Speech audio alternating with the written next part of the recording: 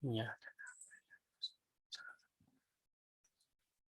Distinguished guests, ladies and gentlemen, now I would like to invite Yang Berusaha Dr. Rohana Jani, the Acting Director of the Unku Aziz Center for Development Studies, University Malaya, to deliver her welcoming remarks. Please welcome. Thank you, Mr. Shazril. Bismillahirrahmanirrahim. Assalamualaikum warahmatullahi wabarakatuh. Salam sejahtera. Ladies and gentlemen, a very warm welcome to Unku Aziz Brownback webinar series 2022. On behalf of the Unku Aziz Center for Development Studies, University Malaya, I would like to welcome you to today's Brownback webinar entitled Urban Poverty in Malaysia, an Analysis of Scarcity Trap, by Dr. Mahfuzur Rahman from Faculty of Business and Economics, University Malaya Department of Finance and Banking. The session will be moderated by Dr. Azma Osman, Research Fellow at the Unku Aziz Center for Development Studies, University Malaya. The purpose of the webinar is to provide the platform for the Unku Aziz Center research grant recipients to share their works and ideas on their research findings and development issues that are relevant to the UAC's aims and objectives. Hence, it is our privilege to have Dr. Mahfuzur Rahman today to share his findings on an empirical study on issues related to urban poverty in Malaysia. Thank you, Dr. Mahfuzur.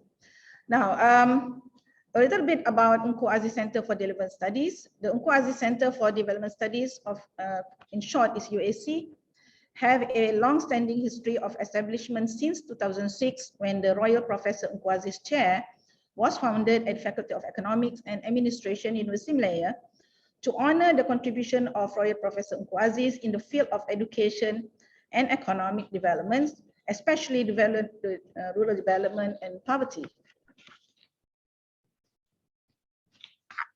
The center is established to facilitate the activities of the chair. Since 2016, the center has undertaken steps to develop and further expand the field of development studies to reflect its interdisciplinary nature, to attract a wider participation, and to go beyond a monodisciplinary approach to development.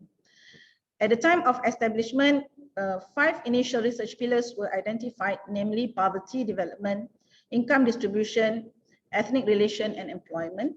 Since then, the center has developed new research direction anchored by 10 research pillars, namely poverty and sustainable development, inequality, distribution and social mobility, labor and human capital, gender development, group vulnerability, human security, development and social policy, political economy, growth and wealth creation, and culture and development.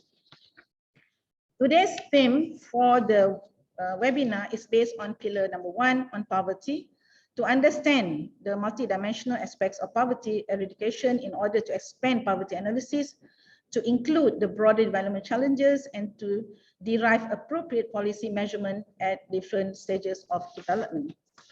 So before we begin, allow me to briefly introduce our moderator today, Dr. Azma Osman. Dr. Azma Osman is currently a research fellow at the Unku Aziz Center for Development Studies, University Malaya. Her research interests include rural development, cooperative development, agriculture development, and poverty. She was involved in projects related to women, cooperative, and community development. With that introduction, may I now invite Dr. Azma Osman to moderate the session. I wish everyone a fruitful discussion. Thank you. Over to you, Dr. Azma. Okay, thank you very much, Dr. Rohana. Assalamualaikum warahmatullahi wabarakatuh. A very good day to everyone. Good day to Dr. Mahfuzur.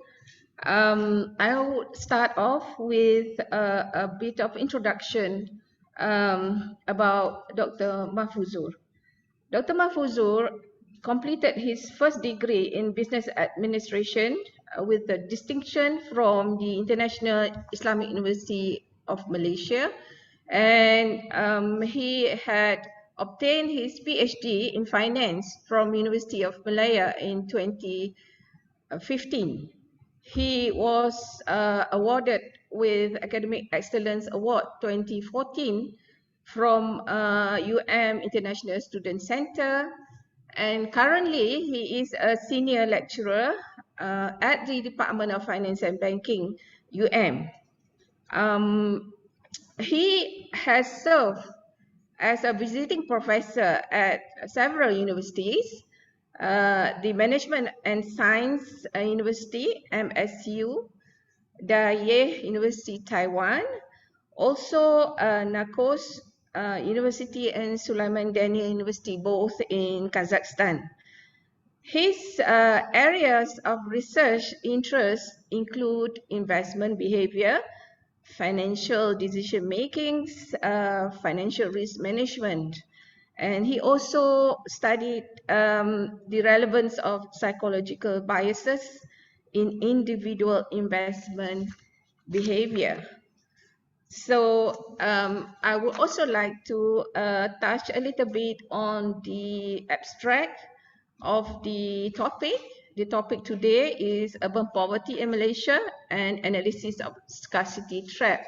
And Dr. Mahfuzur is the lead investigator.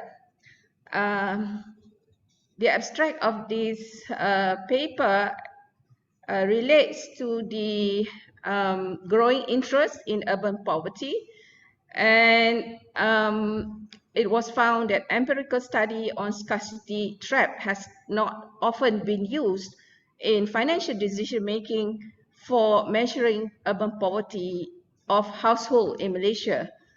And there has been little known about the relevant factors affecting financial decision making and urban poverty. And this research used face-to-face survey among urban households, and the aim of this study is to investigate the scarcity trap and its impact on urban poverty by introducing the financial decision making of urban households in Malaysia. So the study also used partial least square method, and data were collected from 340 urban Malaysian households to have access to their financial decision making and related to urban poverty. I think I will leave the rest of the findings to Dr. Mahfuzu. What I'm going to be telling Dr. Mahfuzu is that you are given 40 minutes to present your finding, and after this there will be question and answer session. And therefore, Dr. Mahfuzu, I would like to hand over to you. Dr. Mahfuzu, 40 minutes is yours for your presentation.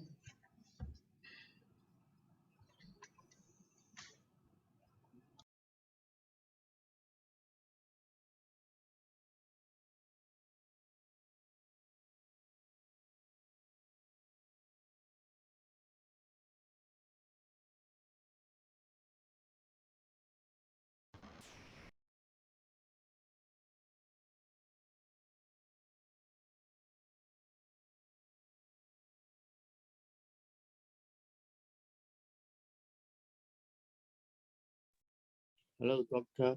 No voice.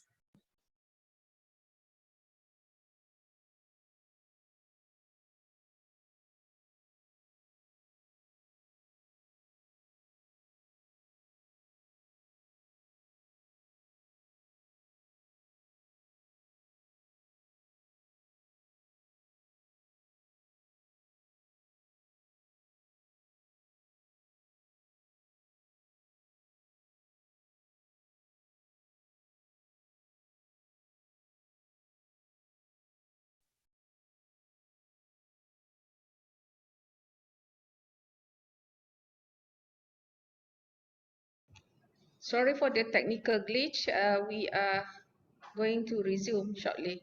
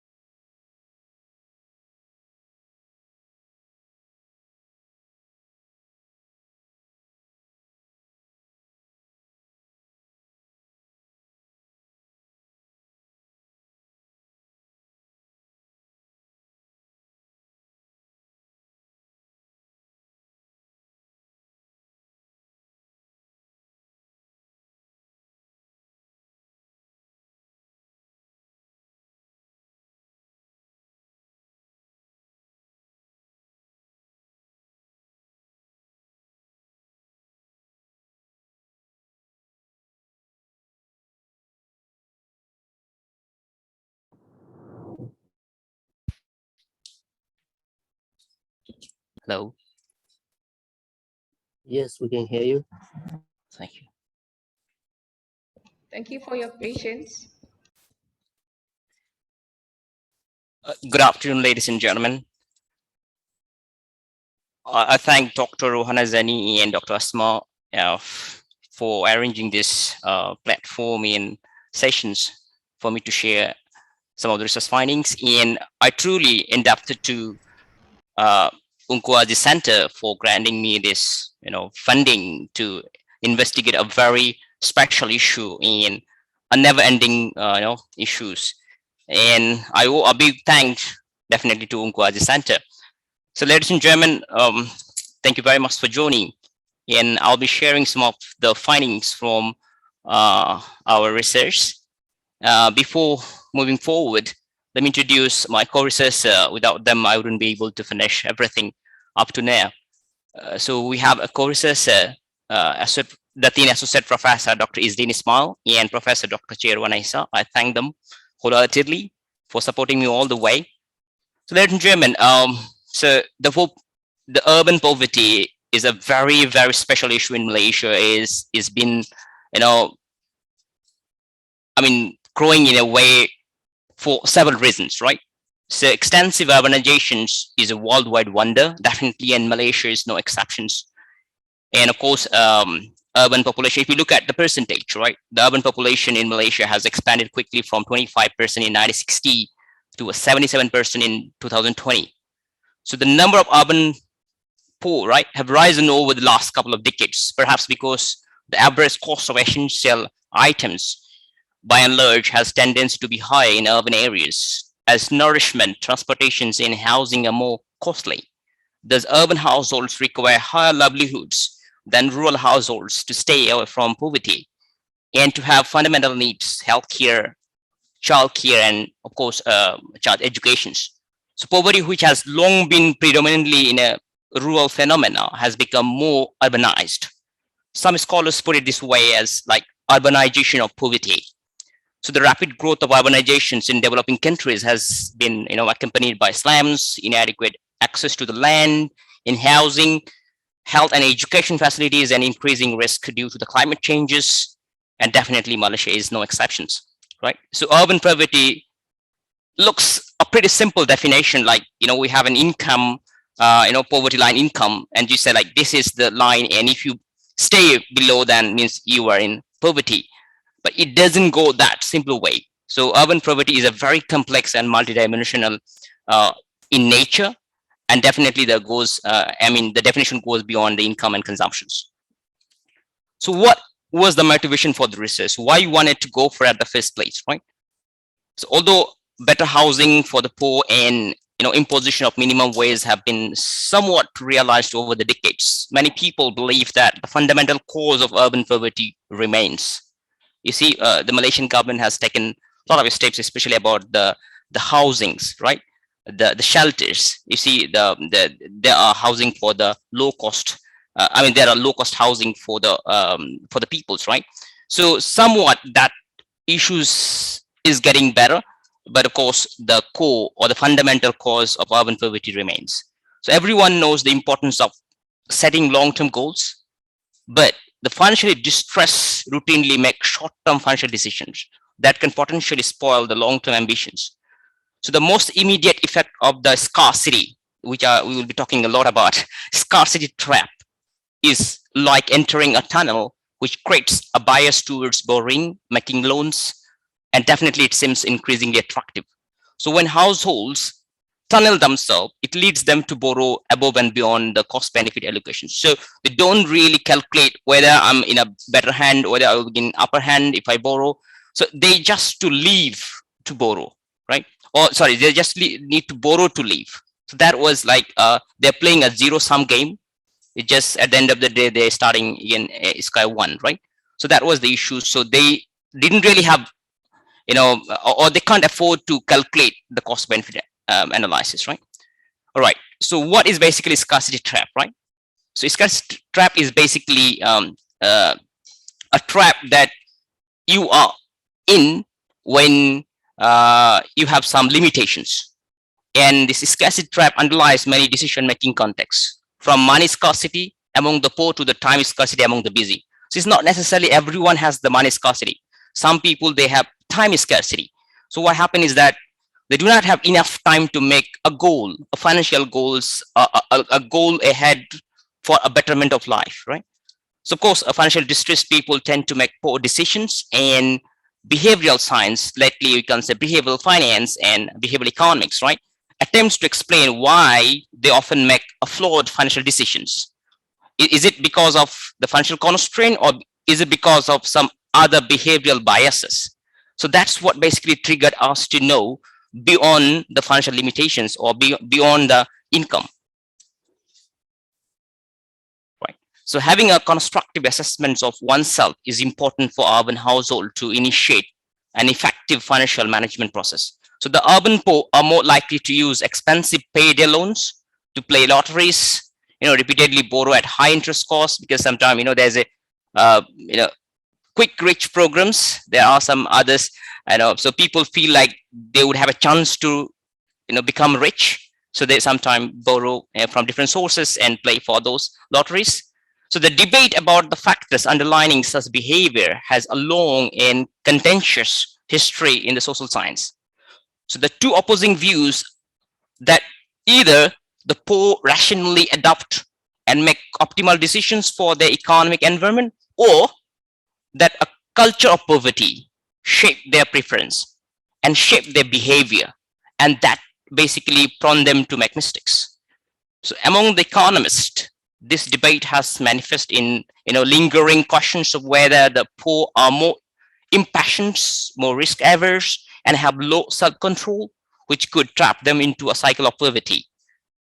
Of course, a third view emerged whereby scarcity, which is we defined earlier, that having less than we feel we need, it not necessarily we always have a real need. Sometimes it's about want is being treated as need, so impairs a cognitive functioning, so which in turns lead us making some decision errors or a myopic behavior.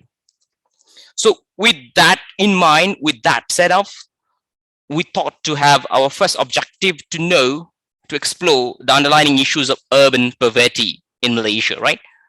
And as you know, it has been believed by a different group of people that the low-cost houses or apartments reveal the true face of urban poverty. So to explore the underlying issues, we first went to those people who are living in low-cost houses or apartments. So what we did, our idea was, or our intention was, to get evidence from them, the cause, the true causes of urban poverty, right? And we wanted to get a first-hand, truth or fresh flavor by having interviews. So what we did, we set us semi-structured face-to-face interviews, and we approached many people, but at the end of the day, we had 12 interviews. It wasn't that long or in-depth, but it's that somehow 15 to 20 minutes. So pretty good. We got most of the information that we wanted. And as I mentioned earlier, that we wanted to go for the low-cost housing areas. So we went 4 regions in Klang Valley: Pantai Dalam, Gombak, Sentul, and Desa Menteri, the Menteri Court areas. So basically, what are the questions we ask? If you look at, these are the 4 questions, and then leading to some follow-up questions. So the first question was, what are the key challenges you face here? When you live here, what are the key challenges you face? A pretty simple questions. We had someone who is local was also interpreting in Malay, and somehow I also do understand Malay. So we didn't have any issues with the communications. The second question was, why do you think people living here face these problems? The third one, do you face financial scarcity? They didn't have any idea what is financial scarcity. Then we explained financial scarcity is basically a lack of money. Time scarcity is a lack of time to make decisions. And goal scarcity is basically you don't plan for anything in future. You just live, like day-to-day life. And the third one, do you think this causes urban poverty? So when you look for the answers, these are the basic, points that they have, enriched us with. So the first few things, they believe that poor quality, overcrowded living conditions. So they said mostly this is the problem they face, that they are living in overcrowded areas or housing. And definitely this is an unhealthy environment, and they believe their kids get easily spoiled because of surroundings. Lack of job opportunities. According to them, there are lack of opportunities, job opportunities, low paid jobs. When you ask, like, yeah, there are many jobs out there, they said, yeah, there are, but they are low paid jobs. So you can just survive, you can merely survive. Then they can't afford to have a healthy food. As you know that now, although this survey, this interview was just before the COVID, and you know that after COVID or during COVID, right, we realized the importance of having healthy food. But they say because of their incomes, they couldn't afford to have healthy food or nutritious food, right? The sixth reason was lack of quality education and skills.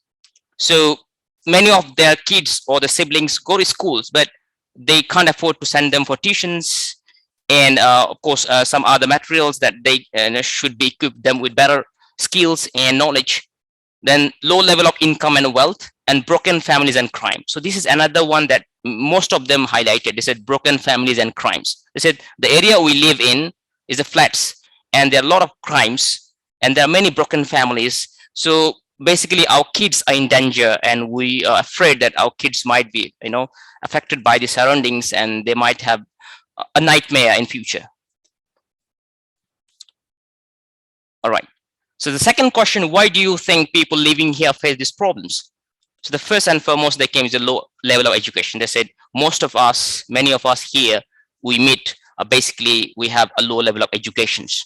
So we can't afford to have a better job. We can't switch to have a better job or high paid jobs. So lack of required skill for high paying jobs. So when you ask, like, there are so many jobs out there and there are new jobs are being created. I think based on my understanding, the way was telling that most of the jobs that we are talking about is like industry 4.0, like the robots, the fintechs, and all sort of jobs are not really catered for this group of people. And it requires certain skills and they don't have that skills. And then third one, they said the poor health and inability to work. So I said, why do you feel you have a poor health, and what makes you to have all those issues? They said, of course, the single best predictor of poor health is poverty, right? And migration from rural areas. So many of them said their father migrated from rural areas and they didn't have any asset. So they just came with the baggage. That's it. So when they came here, they didn't have asset, they didn't have any savings, they didn't have any wealth. So what they had, just only jobs.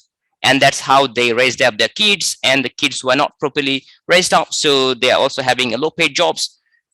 And definitely another big, a very important things that raise is increasing living cost. They said the income is not really increasing, but the living cost is increasing, and increasing number of foreign workers. So we're asking, why you think increasing number of foreign workers is a big issue? And this is, they said previously we had more jobs, but when foreign workers coming, we don't get enough jobs, or sometimes we used to have 2 jobs, but because of someone is taking jobs with even lower salary than us, so the employer prone to, or they're reluctant to hire the locals sometimes because they have to pay a bit higher than the foreigners. And of course, some of them, I remember one of the uncle, he's pretty old, and he was saying like marrying at relatively young ages and having children. So some of the micro families, they because they grown up in that culture, so they get married early, comparatively young age, and having children, which make them even harder to live. All right. So the last one that we ask, like, do you face financial scarcity, time scarcity, and goal scarcity? So if you look at the respondents, which PD means basically is Pantai Dalam, then we have Gombak, we have Sentul, and we have this Mentari courts, right? So all of them, they said, yes, they have financial scarcity, means they have lack of money.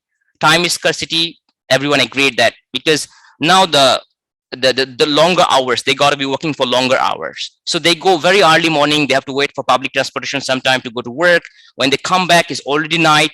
So they do not have time to think for next day. They just do the work, that's it. So they don't plan for it. So without plan, without setting goals, of course, they feel this is like going nowhere. As I said earlier, that they are playing a zero-sum game. And they strongly believe that these other things, that the financial scarcity, time scarcity, and the goal scarcity, no plan for future, is somehow, keeping them in poverty forever.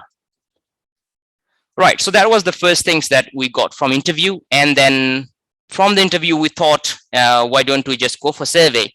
And we did some literature review. We found some of the interesting variables, but pretty new about financial scarcity, time scarcity, and goal scarcity. Not much measurement there. So we developed some, and we just borrowed from others.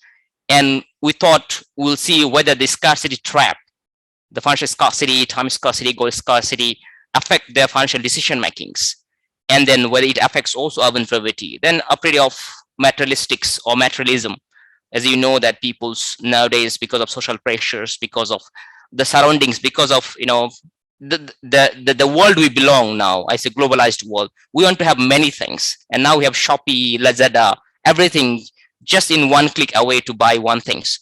And now we have also even buy now pay later packages. So because of that, we want to have more things. So we wanted to know whether this materialistics view or materialism affect their decisions, and also all this scarcity.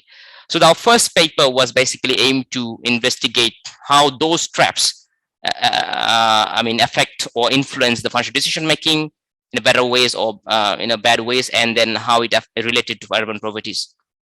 Then we also had a second paper, which is more about the psychological factors. We wanted to know the financial stress that they have, living in that urban cities, and how their financial knowledge or financial literacy kind of and financial behavior and saving orientations, whether they had introduction of savings from their parents, and whether they understand about the concept of savings, whether they pay themselves first before they spend. All those concepts basically affect the financial decision making, and how the financial decision making also related to financial well-being, which is at the end of the day, we see people who are in urban poverty, who are suffering or having comparatively, I would say, a lower standard of livings, and definitely bad financial well-being.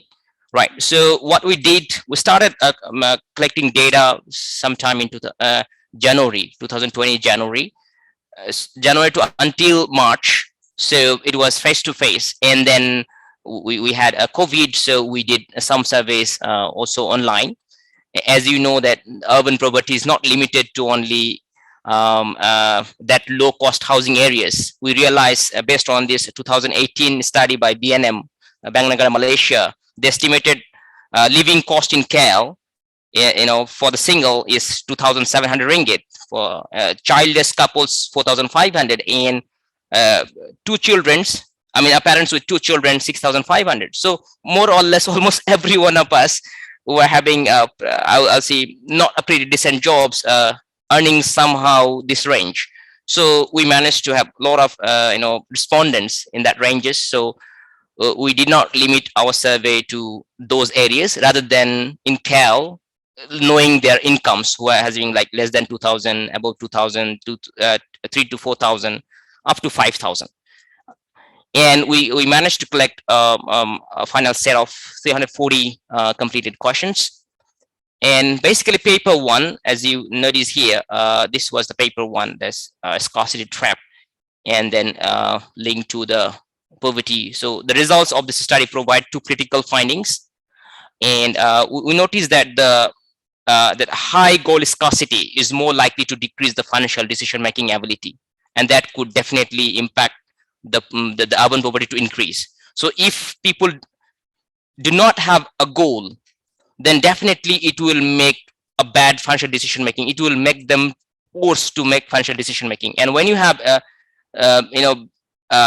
low decision making ability, then definitely it will affect their urban poverty, or it will increase their chances to be in urban poverty for long. And we also noticed that the financial scarcity is significantly affecting the financial decision making, and time scarcity also affecting the financial decision making. So when something is affecting financial decision making negatively, means definitely it is increasing the urban poverty, as there's a positive negative relationship with this financial decision making and urban poverty. So the better you make financial decision making, you will be less in urban poverty. But yeah, so this is how it works. And we feel that if we can improve with this financial scarcity, time scarcity, and goal scarcity, so definitely it will better equip us with better financial decision making, and definitely that will help us to improve the conditions that we have when we talk about urban poverties. So what would be the contribution of the paper? Of course, the main contribution of this paper is the role of scarcity trap of urban people in measuring the financial decision making in urban poverty. The finding is expected to help to prevent the long-term effect of financial scarcity, time scarcity, and goals scarcity. Yes, we can think that, all right, we have a time scarcity, but never mind, in the future, we would be able to do that. But seems that the working conditions, even though we are working from home nowadays, you can see we are occupied with tons of works. So means, I mean, a family, if the father, mother is working, seems like the kids are left over. I mean, they are just not getting entertained, not getting attentions. So they do not have time for themselves, how they will make plan for their kids, how they will make plan for the future. So the time is, utmost important factors in here. And definitely if we fail to, plan for some future, definitely will fail in life. And the last one is very few behavioral, I mean, when it comes to academic contribution, I would say very few behavioral studies has analyzed this scarcity trap and related to the urban poverty. So we feel that these factors are important and need to investigate more. Of course, we did in a very small scale in Klang Valley. So I think the future researchers should consider other mega cities or other cities like Penang, Johor Bahru and all, and see whether there differs, whether these results can be robust and generalizable. Then in the second paper, what we wanted to see whether some of the behavioral aspects, some of the behavioral biases or issues affect the financial decision making and how it affects the financial well-being of the people.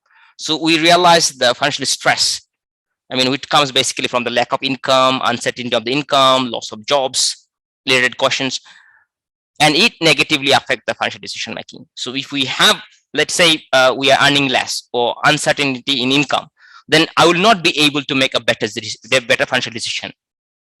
So it will affect my decisions because I will be in a hurry. I will not really calculate the return, rather than I want to survive. So I just want to, borrow from somewhere. Although I know it's not a good borrowing, but I will go for it.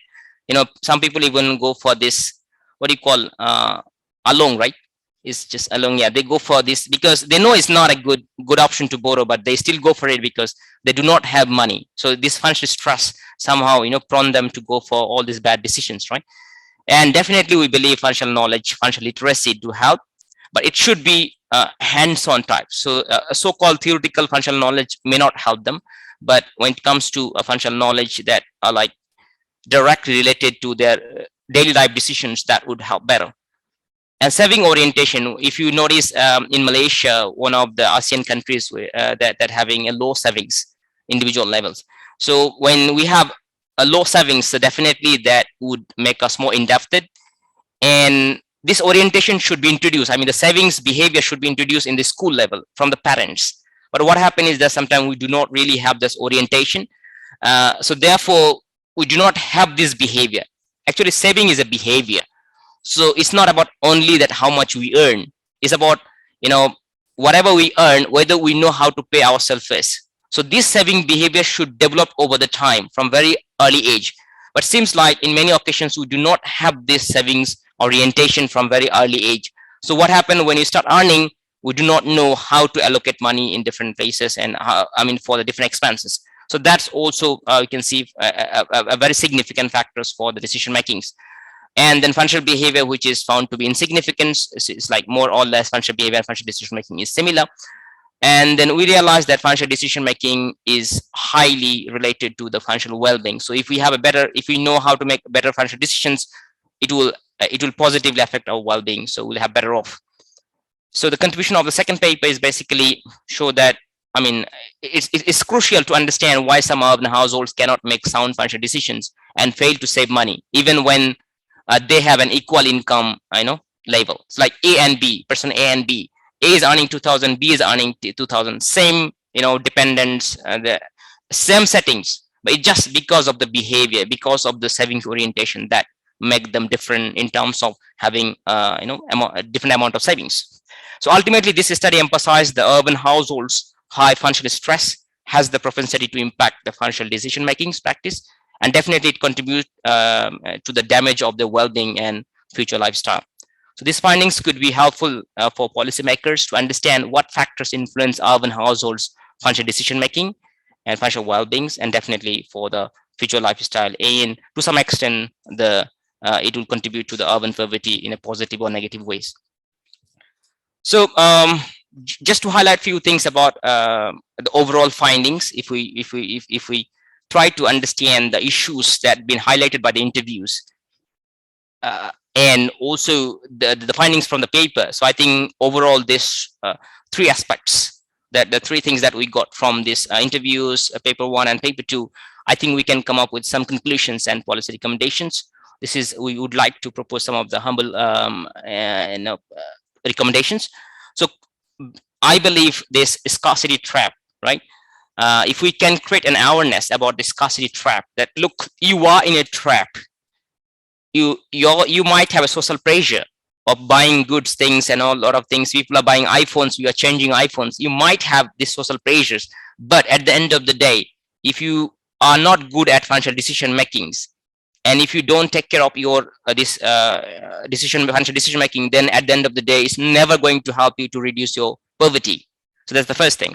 Second thing is, so we need to create an awareness among peoples that you are in a trap. You are in a financial scarcity trap. You are in a time scarcity. You are in a goal scarcity. So you have to understand that you have to make a goal. So we need to have a financial planning. So perhaps this MFPC, we have Malaysian Financial Council, right? Planning Council. So they should come up and join with the government to, create some awareness programs for the people to make goals. Second one is financial decision making is significantly related to financial stress.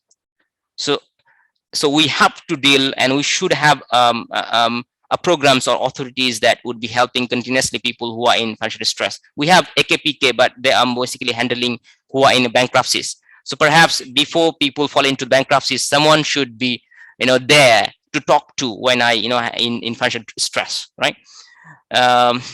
Right. So if you look at another practice that recently started in Malaysia is lending practices that promote materialism, to have more goods and things. It's called buy now, pay laters. And ladies and gentlemen, I had a column on the Age newspaper about buy now, pay later. So basically, people are buying now and they're paying in installments.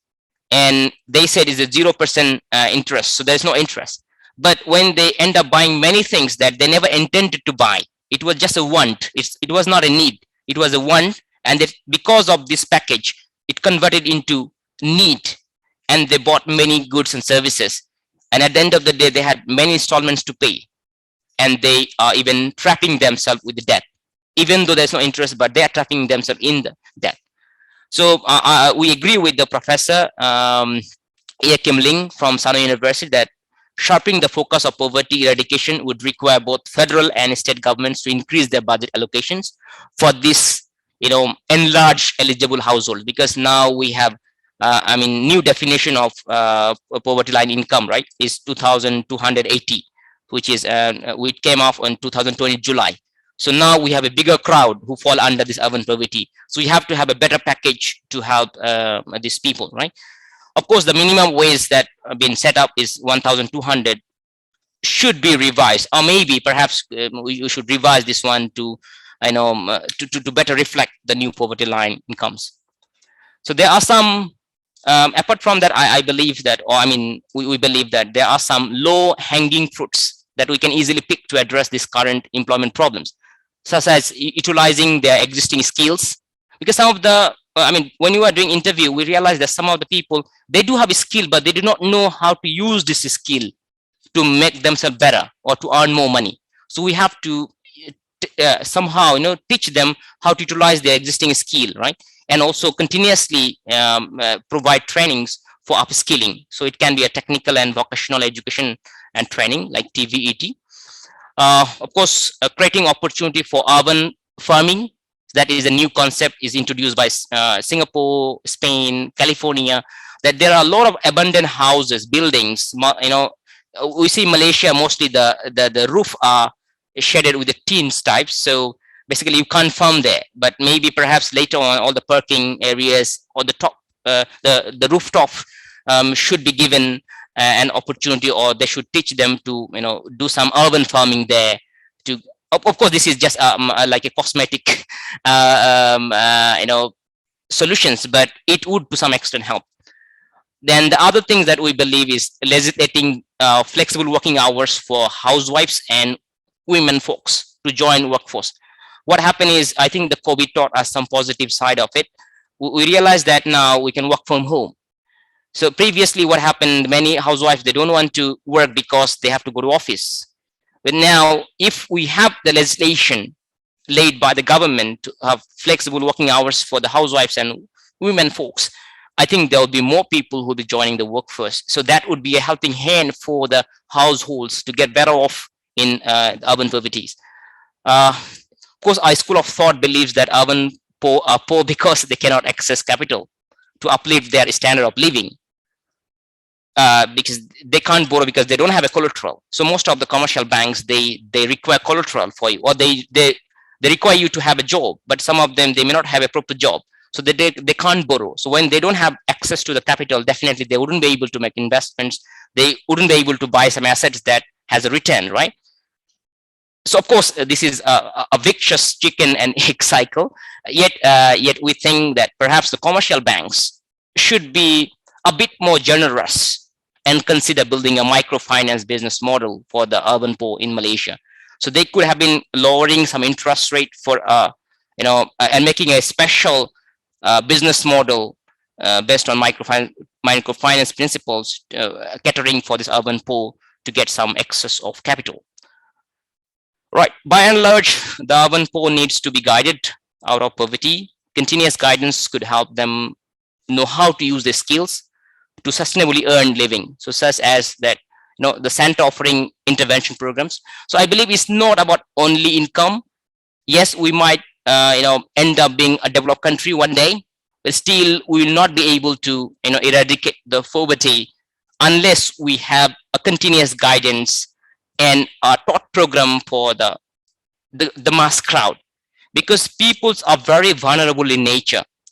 Their brains are not programmed to make modern decisions. So we always have to teach them how to cope up with the new situations. Let's say we have now fintech, financial technology. We are using Bitcoins and all this blockchains. So the new economy, the gig economy is coming up. So once this new economy is coming up, we are moving to this industry 4.0, IR 4.0, then definitely more jobs will be taken by the robots. So I think they will even have a harder time. The question is, will you be ever in poverty then? Perhaps we have to find a better solutions. We have to teach them how to use their existing skills and also how to learn or get new skills. I think that would definitely help them to equipped with suitable skills that can make them better off. I think this is what we had to offer. Do you have more time? Yeah, more time. Okay, right. So if I just summarize overall, right, looking at the conditions of urban poverty in Malaysia, of course, in 1970s and 80s, if we look at most of the, that's the time when many people moved from kampung, from village to the cities, because they saw the jobs are being created. There are a lot of SMEs coming up, and that's how many of them just came up with their package and started living in cities. But things changes, the things getting expensive, so the way they had a life now is getting even tougher because of the cost of livings, because of the job securities now. And on top of that, I was reading that day about the COVID, the impact of COVID for this urban poverty. So even it got worse due to the COVID, right? So I think this urban poverty has worsened in Malaysia and has been severely affected by this pandemic, right? And definitely government is trying to support and bringing many things in the budget.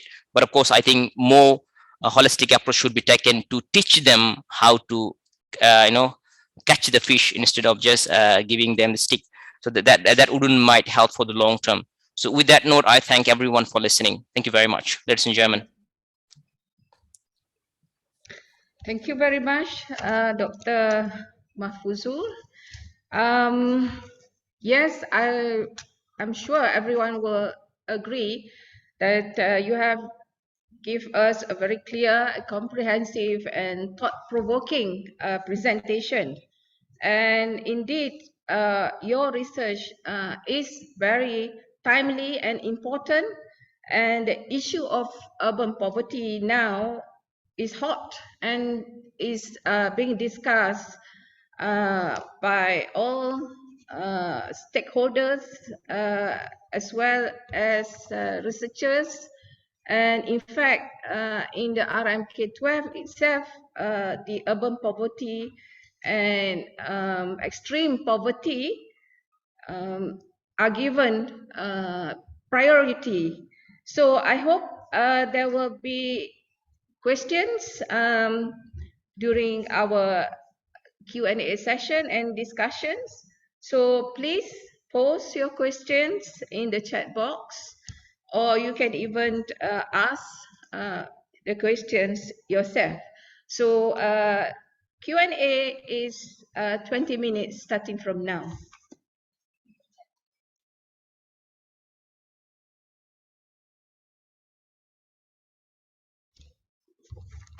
So, okay, we have few questions.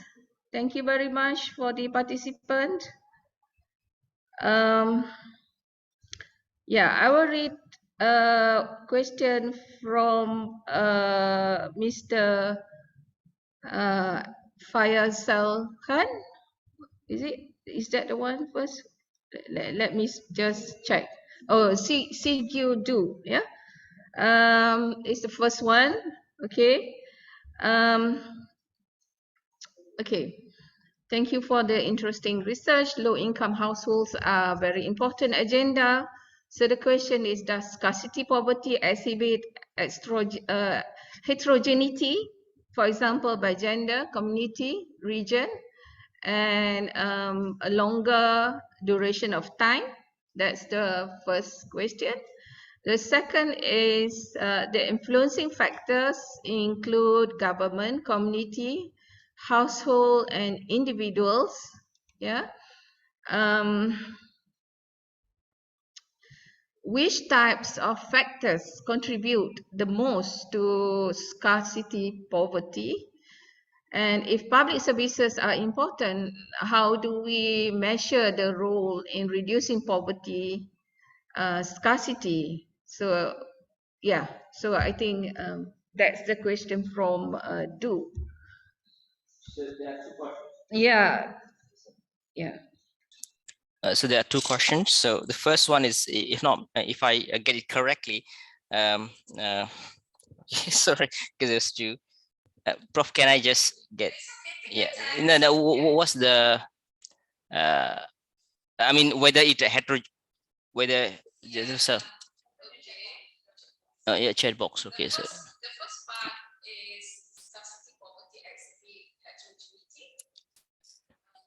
Oh yeah,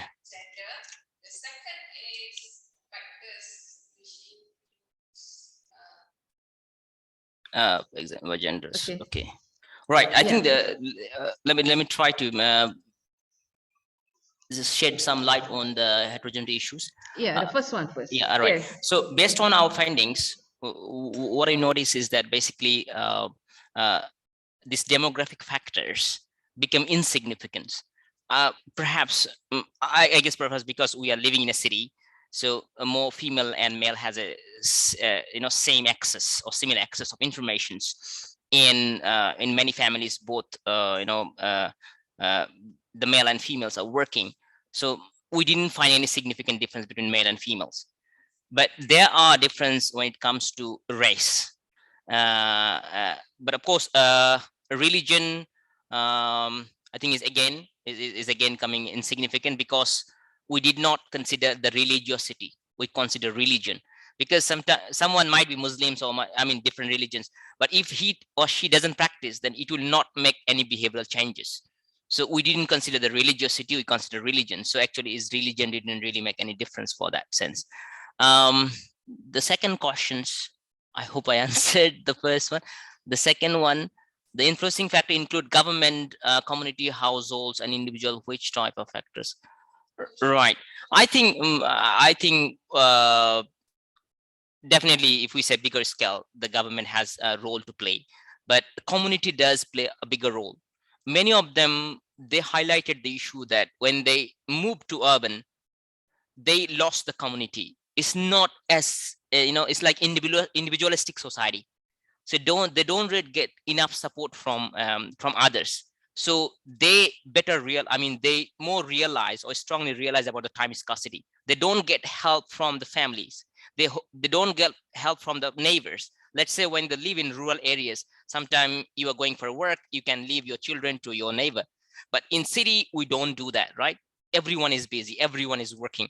So you'll see that the community is definitely playing a bigger role. And you can see that the crime, right, the crimes and all these issues that happen in those the low cost housing areas, that's also contribute to this all this the goal scarcity, or of course time scarcity. They also, it's kind of making them risky, and then it is like mutual exclusive. They need to make a choice whether they put their children's with the child cares and they go for works. So they could have been putting sometimes with the neighbors, but they couldn't do that because of all this, the social ties. The community is not really playing the role. And of course that is the truth of the mega cities. Sorry, Doctor. Yes. As you said, the community play a big role in influencing the poverty scarcity.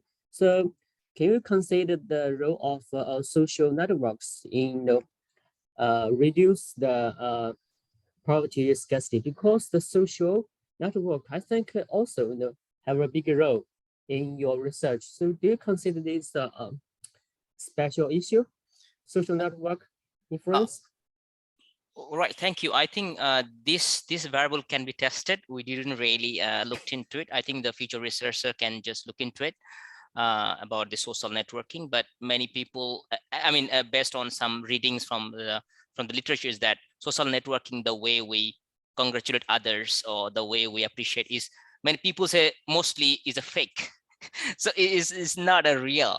So therefore also I'm not so sure to what extent this the social networking will really help on the ground. Yeah.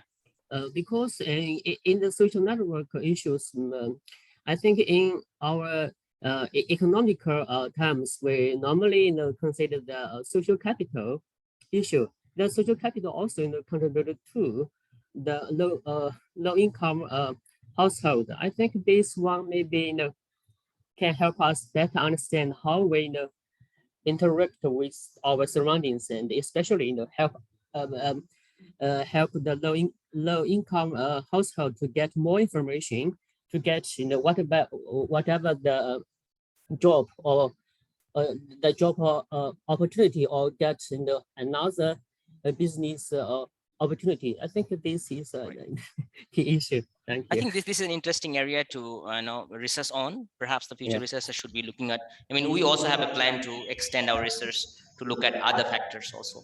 Yeah. Okay. Thank you. Thank you. This is important. In view of time, can we go to the next question? This is from Mr. Khan.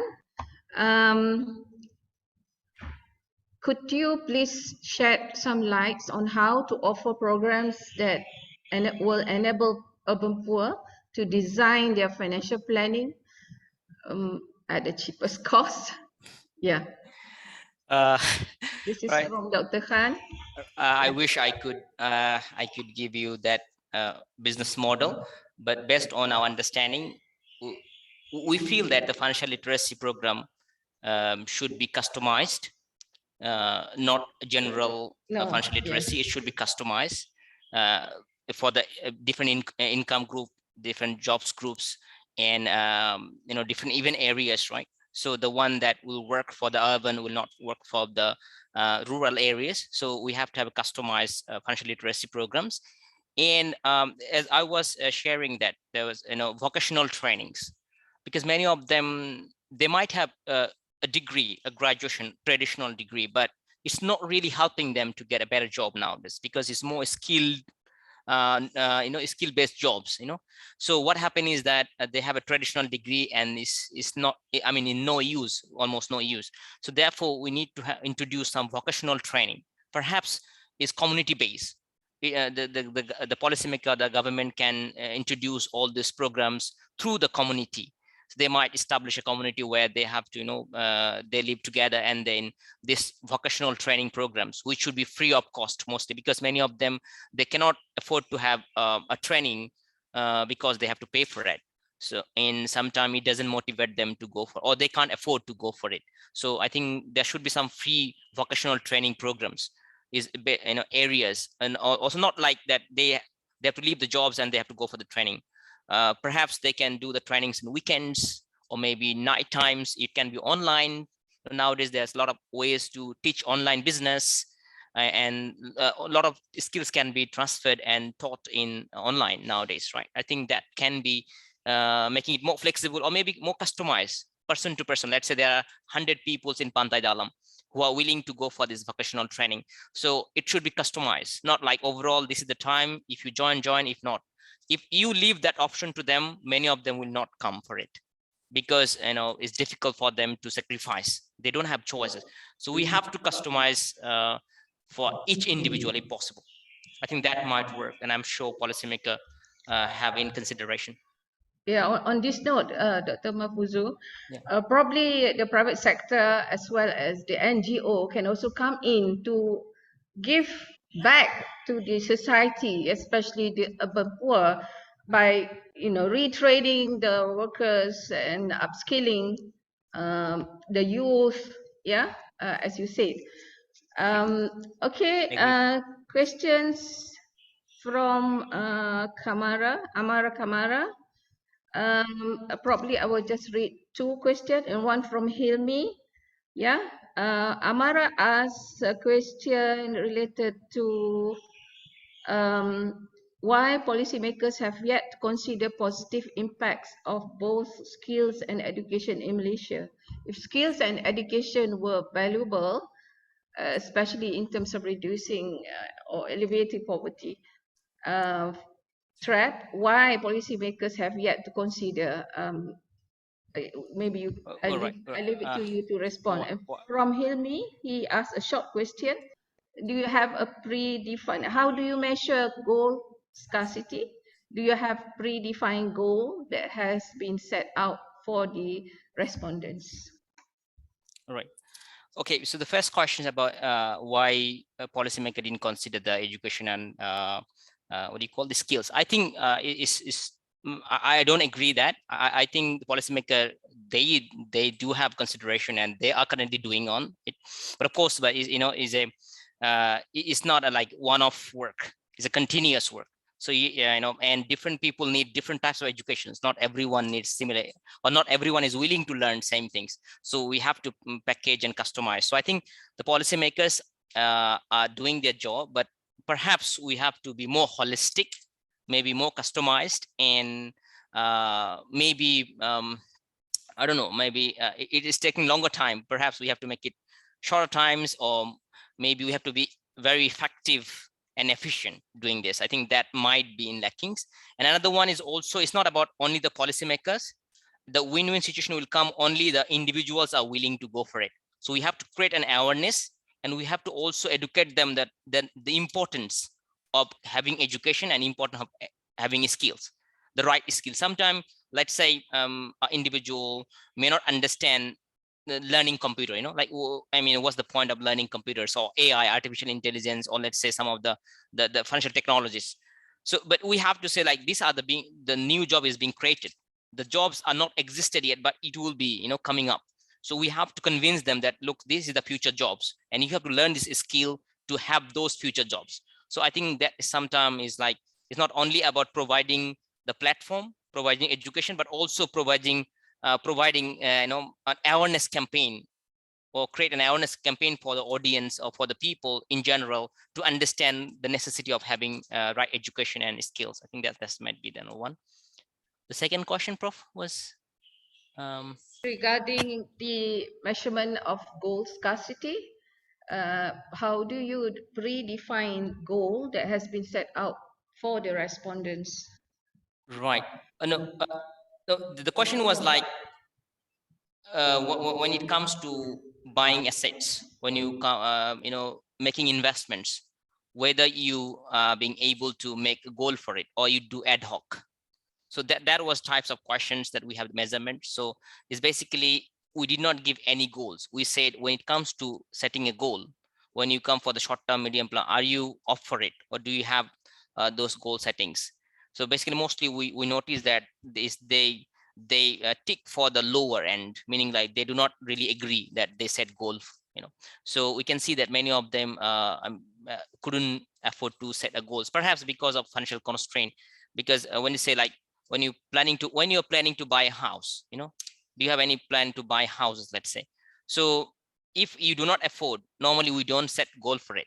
So there's some, I think there was a set of questions to measure the goal settings, whether they set the goals earlier, whether they would revise the goal, whether they, if one goal doesn't work, whether they come up with the second, whether they have A, B, C, D plan or not, whether they have only one goal, or like A, if they can't achieve A, whether they go for B or C. So many of them, they do not have A, B, C, D, only A.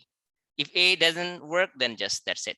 So they are frustrated, they are worried, they they're doing all sort of things, but they so they, I think a proper maybe awareness campaign or programs might help them to understand about what is goal and what is the necessity of setting the goals. So that's why I always emphasize that the Financial Planning Council, Malaysian Financial Planning Council, should work with these NGOs and maybe to create more awareness campaigns about all this importance of having goals, importance of having financial planning.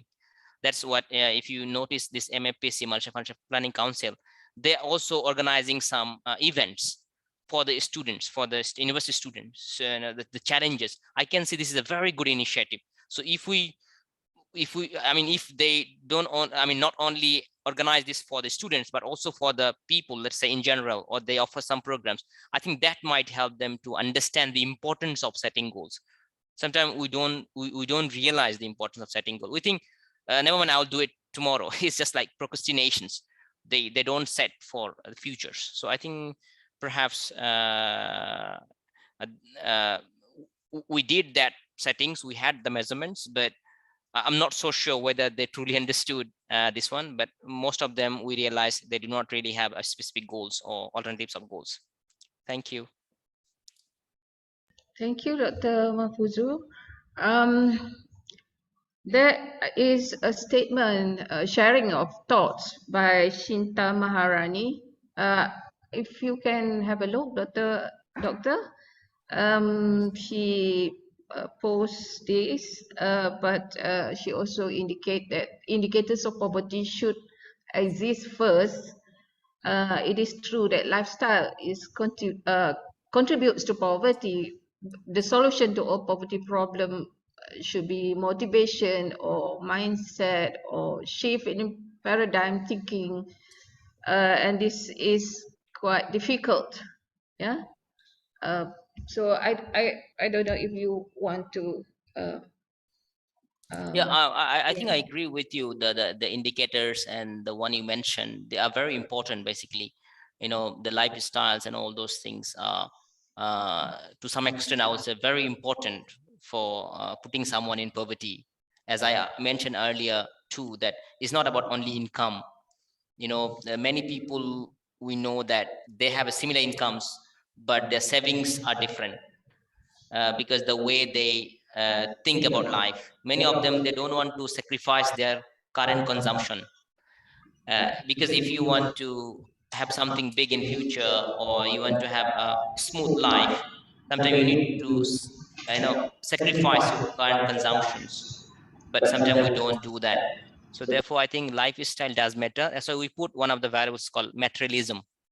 Is about, there's a tendency, if you, just to give an example, nowadays many millennials, we see that they skip their lunch, or brunch, to just have a one cup of coffee, maybe from Starbucks, to have an Instagram picture. So this is what going on, so they are not buying it. So you see, when you ask them to buy books, sometimes we notice, right, they say we don't have money, but you see they are using the latest iPhone. So it's about the priority, it's about the way they think, it's about their thinking pattern. So I think we have to find factors that can influence their thinking pattern. And the policymakers, the NGOs, and the banks also, I think the banks has to be more generous enough to come up with the policies, because I feel the bank does the CSR, right? So the bank perhaps take that microfinancing package or the business model as a CSR, making the interest rate very low and giving it to only the urban poor people. So the commercial banks can have a different business model for, I mean, based on the microfinance, making very low interest if possible, as a like CSR for the part. So maybe that government can, you know, give them tax exemptions and all sort of things to promote. So I think everyone has to come up.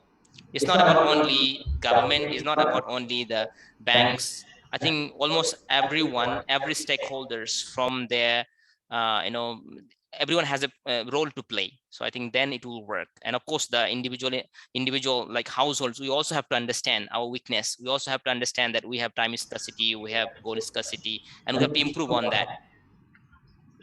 Okay, yeah, in the interest of time, we have only 5 more minutes. So I'm going to read 2 more questions. Yeah, one from Noor Dianti. This is regarding what are the main occupation of the participants? Your respondents, I assume.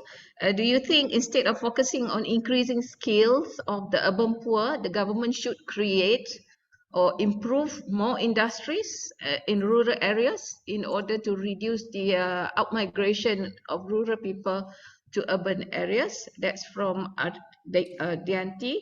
The other one is from Azmil. Yeah, government wanted to increase the minimum wage. However, many companies may not able to follow the minimum wage.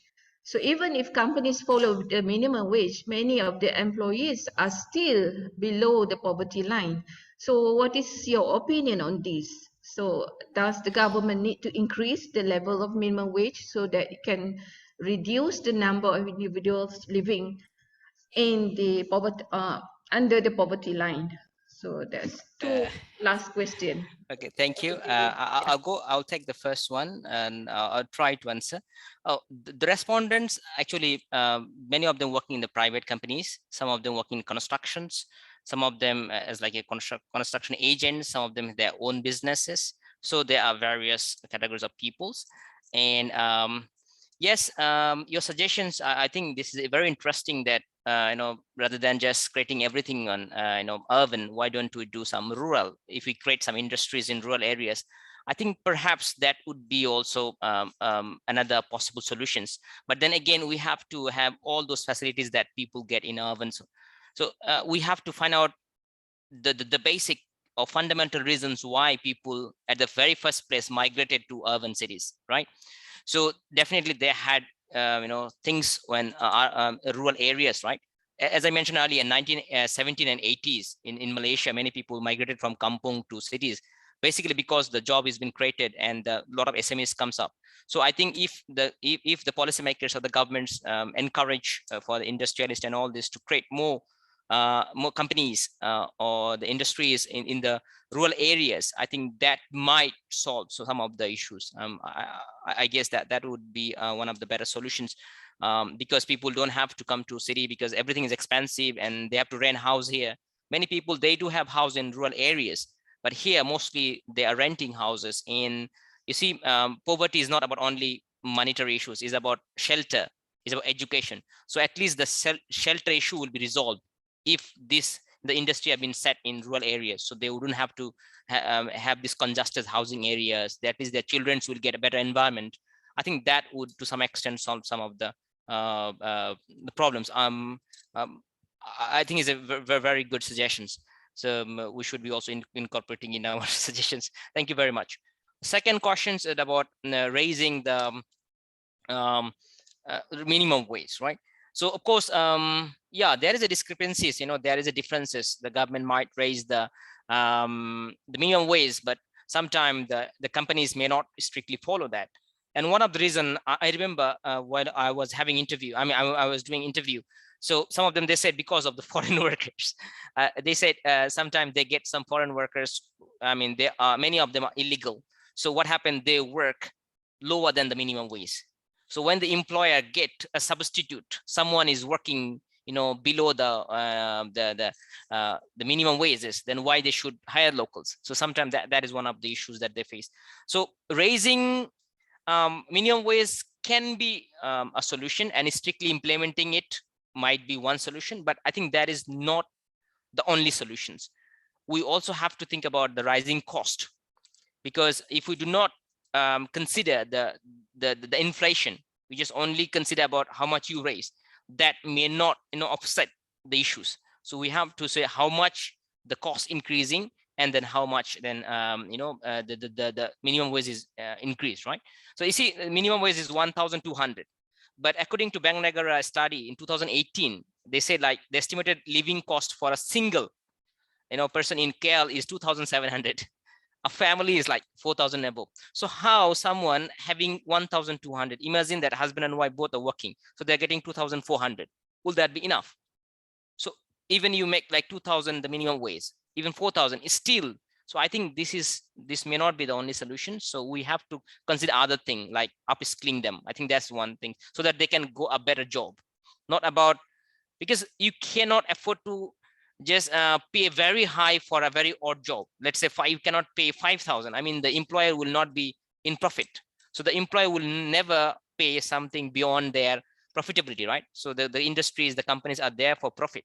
So they all have to also think about that trade-off, right? So therefore, I think there are few things that the policymakers should concern is about the shelter. I think Malaysia is doing a very good job in providing shelters, because there are so many low-cost housing.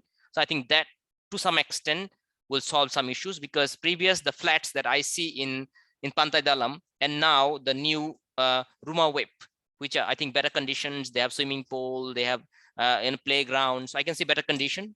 So in shelter, they are doing great. I think education, perhaps our education is more still on theoretical. Maybe we have to have more vocational types, more like practical, so that they might get jobs. So and the third one is about the financial support. So it should not be ad hoc one time. It perhaps continuous, and also not only government, but also the other financial sector like banks. They should come up and do as a CSR to create a microfinance lending model with the low interest as a part of their CSR, only to cater for the urban poor. I think coming up from this government, coming up from the banking sector, NGOs, some institution like the MAPCs and others, I think together we can make it. Thank you. Thank you very much, Dr. Mahfuzur. Thank you very much also for all your interest and your participation in listening and in the discussion about today's topic. So what I'm going to do next as a moderator is I would like to wrap up the topic that has been discussed. And I believe this is a very important study that will definitely be very helpful in policy making in Malaysia, as well as useful for stakeholders in tackling the issue of poverty, especially extreme poverty in urban as well as in rural areas. And I believe the findings have revealed many important points, such as urban household goal scarcity has very high impact on their financial decision making as compared to financial and time scarcity. And urban poverty has also attributed to financial decision making, and this is very important. And the study also found moderating effect of materialism and the mediating effect of financial decision making plays a significant role in determining urban poverty. So based on this finding, they have proposed strategies and policies that should be helpful for policy making as well as urban planning. So that is all from me. Thank you very much again. Over to you, Mr. Shazril. Thank you. Okay, thank you very much to Dr. Mahfuzur Rahman and also Dr. Azmah Haji Osman for the very wonderful session. Distinguished guests, ladies and gentlemen, we have come to an end of the event. On behalf of the UNCOSI Center for Development Studies, University of Malaya, I would like to express our gratitude for your participation and time to be with us today. Before we leave, please stay for a minute for group photo session. Appreciate if you can turn on your video so that we can capture your photo. Thank you.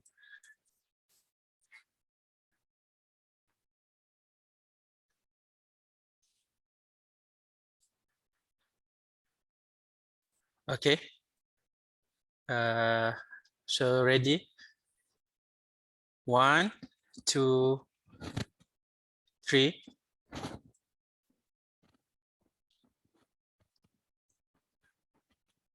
Okay, one more time. 1, 2, 3. Okay, thank you very much. Thank you. Bye-bye.